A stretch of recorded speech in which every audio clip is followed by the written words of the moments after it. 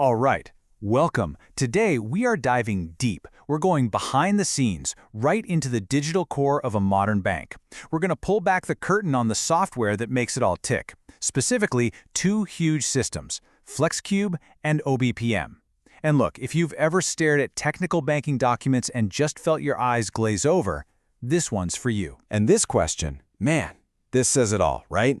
This comes directly from the source material, and it just perfectly captures that feeling of being completely overwhelmed. It's the challenge every developer, every analyst faces when they first see the sheer scale of a core banking system. It feels impossible, but I promise you, by the end of this, you're going to have a map. So you crack open the system for the first time, and you're hit with this, STM Core Customer. Okay, customer's in there, so that's a start, but what on earth is STM? It honestly feels like you're trying to read a foreign language. Or maybe you stumble across this guy, PTB _out _TXN _driver. Out and TXN for transaction. Okay, you can piece that together. It's probably for sending money out. But PTB? What is that? And what is it driving? The confusion just starts to build. And then you see this, active BD bell. Active balance? Virtual daily balance? Who knows? And this right here, this is that moment of overload. You're just staring at a blueprint and none of the symbols make any sense. But don't worry, we are about to add a little order to this chaos. So, we've just looked that raw, confusing blueprint right in the eye. It is intimidating. But here's the secret. To understand a complex building, you don't memorize every single brick. You start with the floor plan. And that's what we're going to do right now. We're going to build a mental map so this all makes sense. Okay, the very first, most important step to making sense of this is to just zoom out. Forget the hundreds of weird table names for a minute. We can understand this entire massive system by splitting it into just two main functional pillars. That's it. This is the big picture.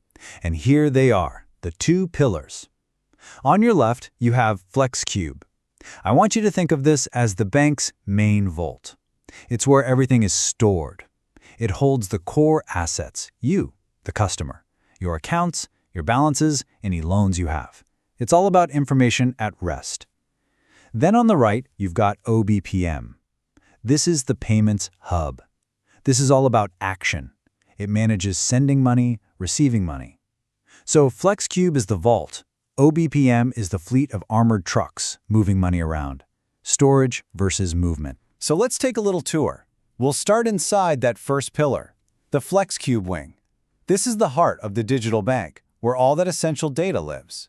So how is this whole place organized? Well, you can think of Flexcube like a big office with different departments. The most important one is what's called the CASA module. That stands for current accounts and savings accounts. Inside, the customer department holds your identity in tables like STEM-customer. The account department is your digital vault, with tables like CUSTM Cust Account. And the balance department, well, that tracks your money, using tables like that Act B VD ball we saw earlier.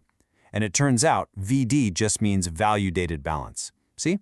Suddenly the names start to make sense once you know what department you're in. And of course, Flexcube has other specialized departments. There's an accounting module. That's the bank's own internal ledger. You can spot its tables with the AC prefix. There's a loans module, often marked with CL for commercial loans. And there's even a gateway module, which is basically the mailroom that connects to all the other systems. You can see its prefixes GW. The clues, they're right there in the name. All right, let's walk over to the other wing of our digital building, the OBPM Payments Hub. We know where all the information is kept. Now let's see how the money actually moves. We're going to follow a single payment on its journey through the system. The life of a payment is actually a really clear, logical flow. First, the payment instructions have to arrive. That's file ingestion. Then, for money going out, it's handled by tables like that PYTB out TXN driver we saw at the start. And now that prefix makes perfect sense. PY is for payment. The exact same logic applies for money coming in and even for reversals and returns when something goes wrong. You can literally follow the entire path of the money just by reading the table names in order. Okay, you've got the floor plan. You understand the two pillars and their departments, but what if you're looking at a screen in the user interface and you want to know which data table is behind it? Well, there's an incredibly powerful tool for that.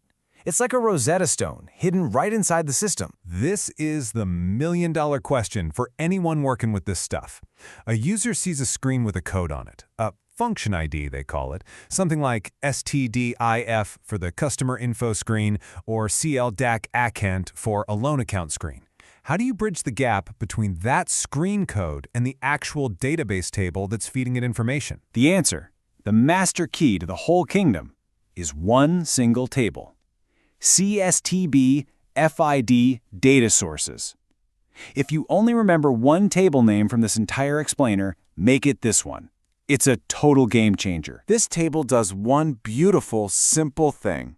It acts as the bridge. It directly links the function ID from the screen to the specific database tables working behind that screen. So you see the customer screen, STDIF, you can go to this one table, look up that ID, and it will just hand you the list of tables it uses, like STM Core Customer. It is the ultimate shortcut from what you see to what's really going on. So, there we go. We've gone from just staring at a confusing, messy blueprint to actually walking through a structured building. You now have that mental map. You can navigate this system. Let's just quickly recap the tools you now have in your pocket. The most important thing here is it's about strategy, not memorization. So always start with divide and conquer. Flexcube is the vault, OBPM is the action. Then be a detective. Look for clues in the table prefixes, cust, ACC, PY.